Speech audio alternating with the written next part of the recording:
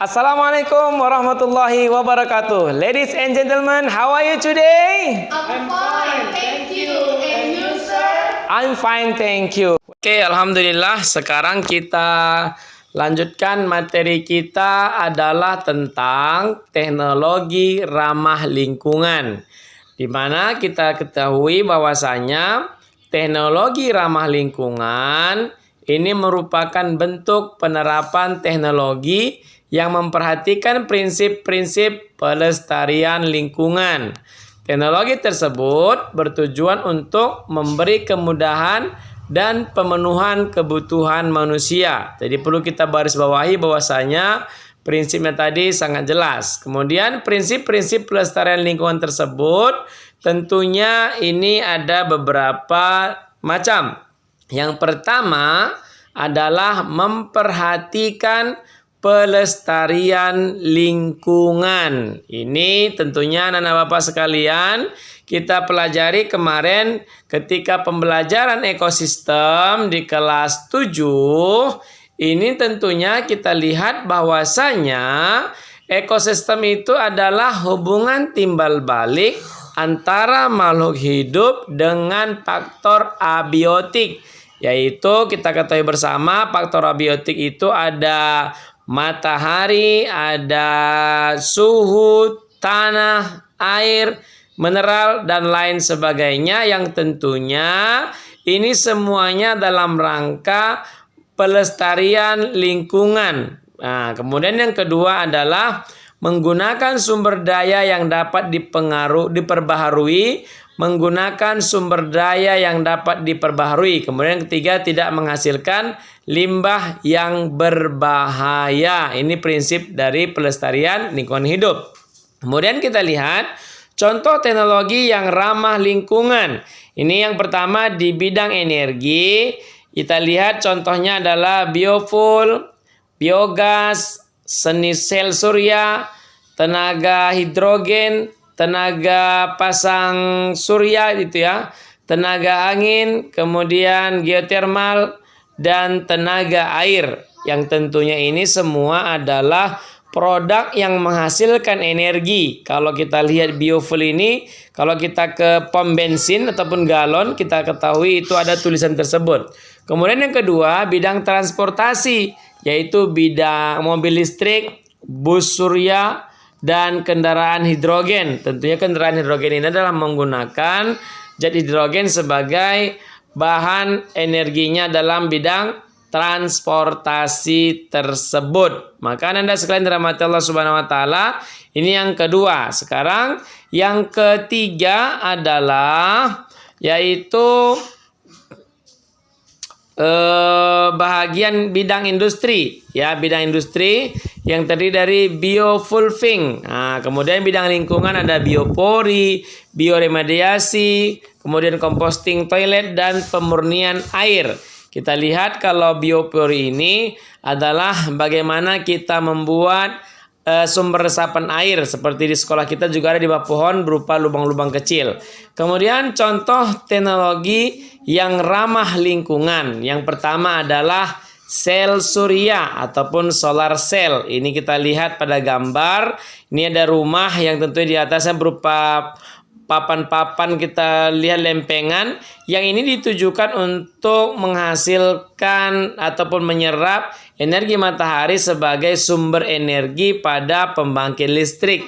Ini sel surya ini dapat di beberapa negara sudah menggunakan ini semuanya. Kita lihat pembangkit listrik tenaga surya ini sekarang sudah digunakan secara besar-besaran di Portugal, Spanyol, ataupun bagian selatan, Jerman, Korea, dan Amerika.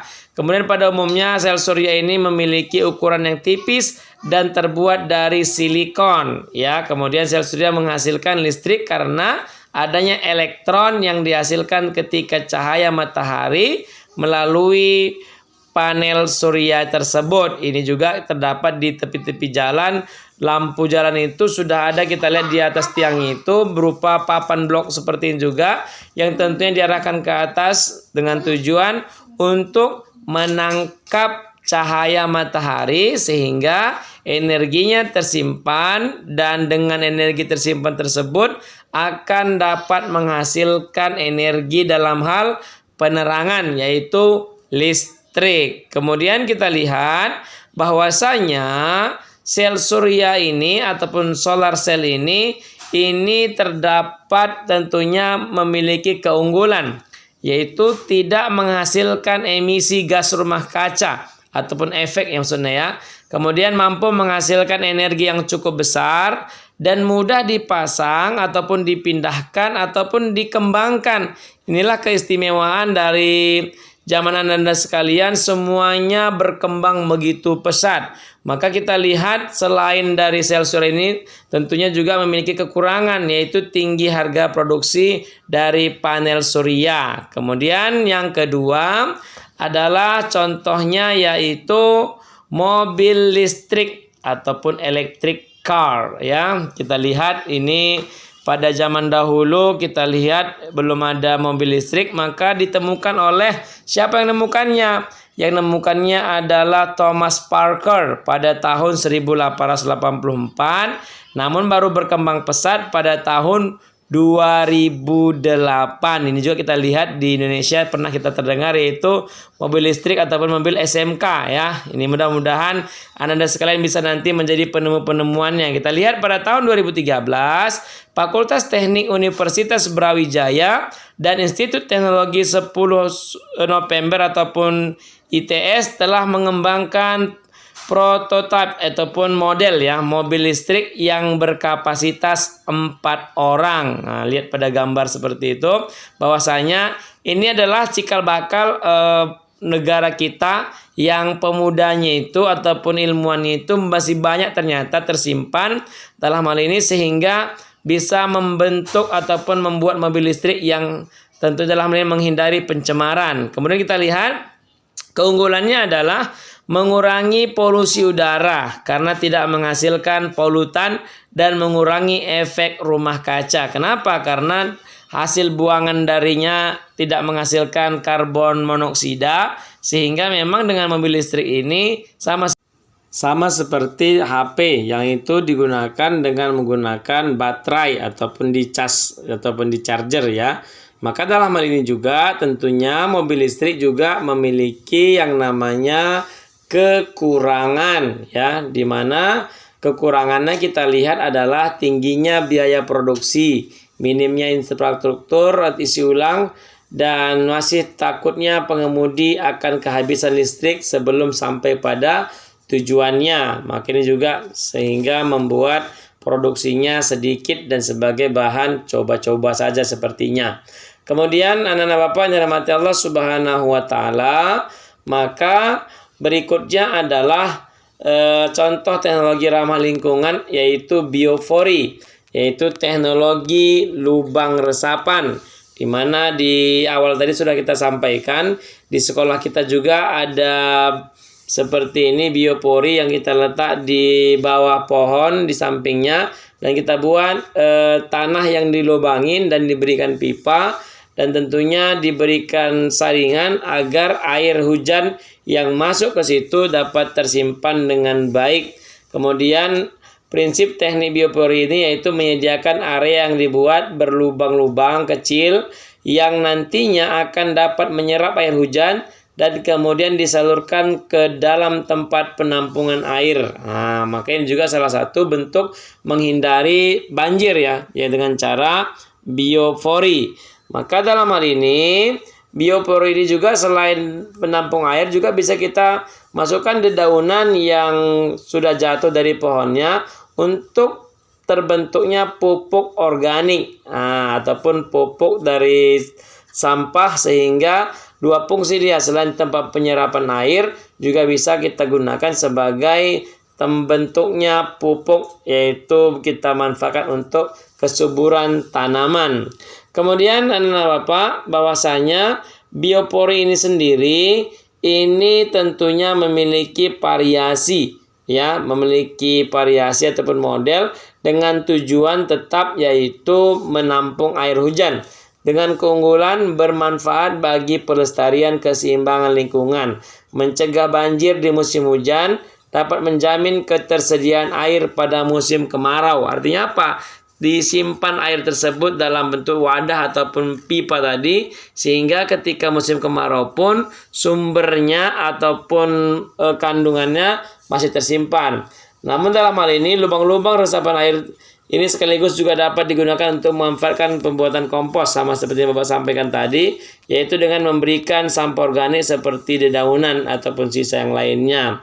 Oke, dalam hal ini kita lihat ternyata bahwasanya dedaunan itu sendiri juga bisa menghasilkan yang namanya karbon, ya.